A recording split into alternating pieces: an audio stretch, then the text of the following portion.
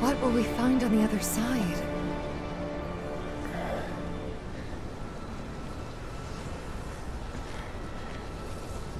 Freedom. Welcome to MojoPlays, and today we're looking to the future and getting the hype machine primed and ready as we explore every upcoming Final Fantasy game to get excited for. Hey, Barrett? Were you really walking the whole way? Yep. For this list, we'll be looking at all the anticipated Final Fantasy and Final Fantasy adjacent titles we know about, as well as speculating on rumors that have been making the rounds. What upcoming Final Fantasy game are you most excited about? Let us know down in the comments below. Before we continue, be sure to subscribe to our channel and ring the bell to get notified about our latest videos. Next, Final Fantasy XIV expansion/update. I can look after myself, you know. And I've had enough of this rot. Come on! After a failed initial launch in 2011, no one could have predicted the massive turnaround of Final Fantasy XIV with A Realm Reborn, and every subsequent update and expansion pack has made it the most popular MMORPG on the market, even outpacing the mighty World of Warcraft in terms of consistent players. With the recent release of Endwalker, which many have labeled as the best Final Fantasy content of all time, it seems like things will only continue to look up for Final Fantasy XIV and the man steering the ship, the mighty Yoshi P. While we're sure the next expansion is already in pre-production, we might have to wait a bit, as much of the team's attention seems to be aimed at finishing up Final Fantasy XVI, but with even their patch updates like patch 6.1 adding additional content, there's no limits to how far Final Fantasy XIV could continue to grow. You took your time. 'Tis as we feared. The respite afforded this land was but fleeting. Kingdom Hearts 4. We're cheating a bit with this entry, but considering how much Final Fantasy talent is behind the series, we're going to include it here. It took 14 years between mainline entries of the Kingdom Hearts franchise, and we're all pleasantly surprised to learn of not only a fourth entry, but that it's already in production. Not much is known about the new game as of yet, besides what we can piece together from the teaser trailer, but it looks as though Sora will be attempting to find his way back home while facing a new threat from presumably the Heartless, or at least a variation of them. Here's hoping we have a lot more variety in the locations we'll visit this time around, and if you want to know what worlds we want to visit, we have a video for that you can check out as well. Shameless plug. Oi! どこへ行くんだよ。 Final Fantasy VII: The First Soldier Season 3.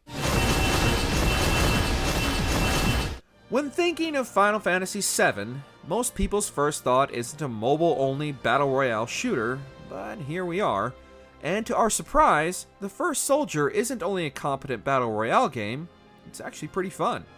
First released back in November 2021, the series is already on Season 3 and continues to add more content like new abilities, skin packs, and weapons to not only expand each character's armament, but also improve each combat scenario as well as new maps to battle on.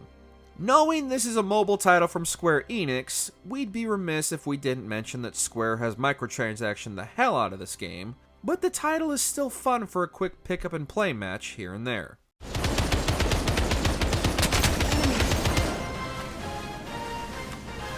Final Fantasy VII: Ever Crisis. Sticking with the mobile side of things for a moment, Final Fantasy VII Ever Crisis is designed for those looking for a more faithful remake than the entry's console counterpart. Adapting various elements and story segments from the compilation of Final Fantasy VII, players will play select chapters from not only the original Final Fantasy VII proper, but also the expanded media like Advent Children, Crisis Core, and Dirge of Cerberus. Ever Crisis updates the original 1997 title's visual style with a more modern aesthetic and switches to something more akin to the recent Final Fantasy VII Remake's visuals during combat. While not many more details are known, like exactly how the battle system will work or what story elements will be present, This could offer a new take on a beloved classic, as long as Square can restrain themselves from overcomplicating things with their usual free-to-play model. Crisis Core Final Fantasy VII Reunion. And Geo, I can cut loose, right? Within reason. As part of the compilation of Final Fantasy VII, Crisis Core Final Fantasy VII explored Cloud's early days in Soldier and filled in the backstory of Aerith's lost love, Zack Fair. Crisis Core was an enormous hit on the PSP and will thankfully be given new life on modern PlayStation consoles in fall of 2022. While Square claims Reunion is a remaster, the updated graphics and gameplay appear more along the lines of another remake in the Final Fantasy VII catalog. Only time will tell if this is true, or if the secret endings of both Remake and Integrate will affect the overall story of Zack Fair that fans are familiar with, or if fans will be in for a similar rug pull like they experienced at the end of Remake. The only remaining question is, where's our Dirge of Cerberus remake? Hello? Heaven? Not quite. Final Fantasy IX Remake. We're putting our tinfoil hats on for this one, but given all the leaks and rumors surrounding a remake of Final Fantasy IX, it feels worthy of the list. Originally released in 2000 for the PS1 at the end of that console's life cycle, Final Fantasy IX returned the series to its fantasy roots while telling an engaging story that followed multiple characters and their individual journeys as the story progressed. While it did make the same splash as Final Fantasy VII only 3 years earlier, Final Fantasy IX's reputation in the Final Fantasy community has grown over the years and has come to be respected as one of the best entries in the entire franchise. Given the success of Final Fantasy VII Remake, it would only make sense for Square to remake one of its other most popular entries for an entire new generation to experience. Final Fantasy XVI.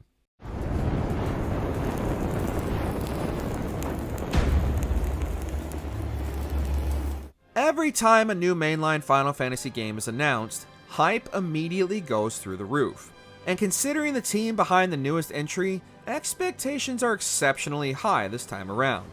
Spearheaded by Final Fantasy XIV master producer Yoshi P, the team at Creative Assembly 3 is bringing the realm of Final Fantasy back to its medieval origins and updating the already stellar combat introduced in Final Fantasy VII Remake by bringing on the combat designer of Devil May Cry 5. With political intrigue and more visceral, over-the-top combat, as well as a gorgeous art style made exclusively for the PlayStation 5, every mainline Final Fantasy game is an event, but Final Fantasy XVI has the markings of a Game of the Year contender.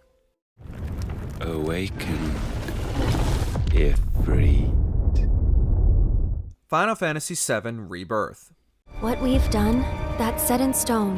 The past is forever. But the future, even if it has been written, can be changed.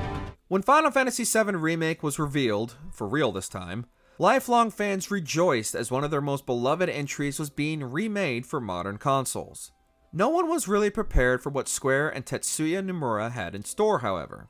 With the complete remake seemingly being split into 3 entries and the first only covering Midgard, fan speculation is already running rampant over what sections Rebirth will cover. From the teaser trailer, we're most likely going to be recounting Sephiroth's discovery of his origins and subsequent fall from Soldier. But given how the end of Remake completely upended expectations, that might be all we can expect. We won't have to wait long to have at least some of our answers, however, as Rebirth is scheduled for release sometime next year. Now we just need to figure out what the third entry will be called. Resolution? Revolution? Rearranged? Redo? It's been a while, huh? Long time no see.